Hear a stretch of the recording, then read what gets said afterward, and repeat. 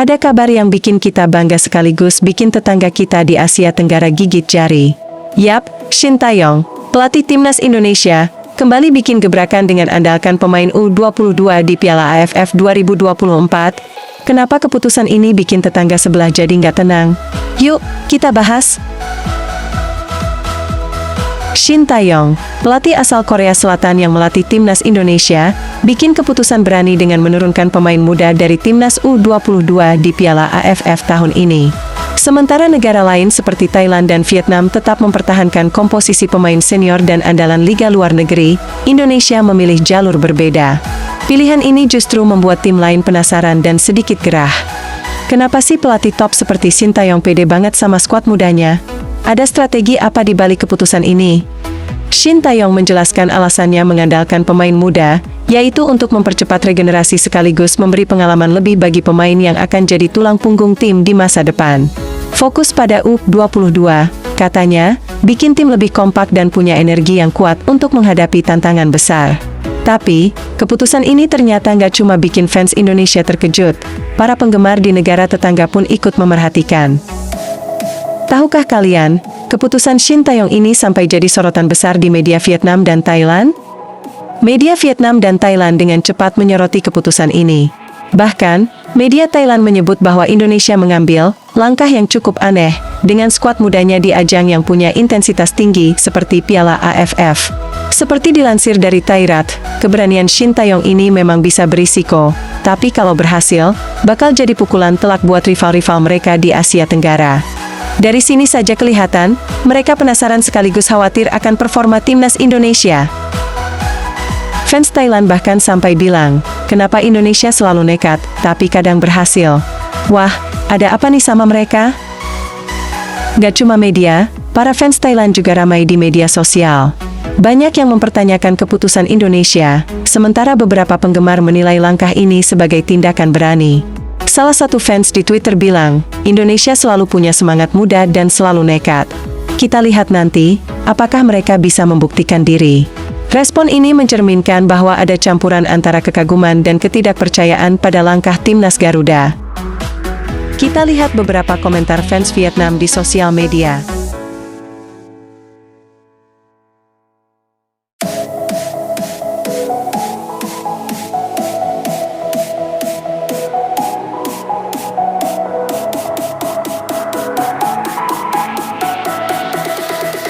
Ngomong-ngomong, pemain muda Indonesia ternyata punya reputasi tinggi di ASEAN. Ada yang tahu kenapa mereka ditakuti di sana? Indonesia dikenal punya deretan pemain muda berbakat yang mampu tampil gemilang di level internasional. Pada Piala Asia U23, misalnya, pemain seperti Marcelino Ferdinand dan Pratama Arhan sukses membuat penonton dari berbagai negara terkesan. Jadi, meskipun muda, tim ini punya pengalaman dan kemampuan yang menjanjikan. Karena itulah, negara lain jadi deg-degan kalau mereka harus menghadapi Indonesia yang kali ini tampil beda. Ternyata keputusan ini juga nggak lepas dari kritik di Indonesia. Loh, ada juga yang kontra. Bagaimana kalau kita bandingkan strategi Indonesia dan Vietnam? Beda banget loh, gengs. Keputusan Shin Tae-yong juga mendapat kritik dari beberapa pihak di Indonesia yang menganggap langkah ini terlalu berisiko. Mereka berpendapat, jika targetnya juara, maka pemain senior mungkin lebih bisa diandalkan. Namun, sebagian besar fans justru mendukung strategi ini, karena melihat peluang regenerasi dan pengembangan yang lebih panjang. Beda dengan Indonesia, Vietnam memilih strategi tradisional dengan membawa pemain seniornya, termasuk beberapa yang sudah berkiprah di liga luar negeri. Pelatih mereka, yakin tim dengan pengalaman lebih akan memberi stabilitas dan kekuatan. Di sisi lain, strategi Shin Tae-yong untuk memilih regenerasi ini dianggap gamble oleh media Vietnam yang mengatakan Indonesia bisa saja kalah pengalaman, tapi bakal menang energi dan daya kejut. Ini dia alasan utama Shin Tae-yong yang bikin kita makin yakin dengan timnas muda kita. Shin Tae-yong sendiri menyatakan bahwa membawa pemain muda bukan hanya untuk saat ini, tapi demi masa depan timnas Indonesia. Ia yakin, pemain-pemain ini punya potensi besar dan butuh ditempa di turnamen besar agar bisa lebih matang. Dengan kata lain, Shin ingin menciptakan generasi pemain yang siap bersaing di level Asia bahkan dunia dalam beberapa tahun mendatang.